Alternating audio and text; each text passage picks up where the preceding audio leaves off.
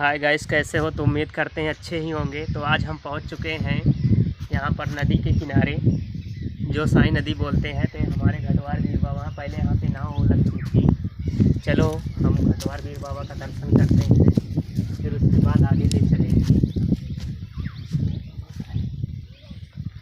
तो आपको नदी का नज़ारा दिखाने चल रहे हैं, तो चलते हैं।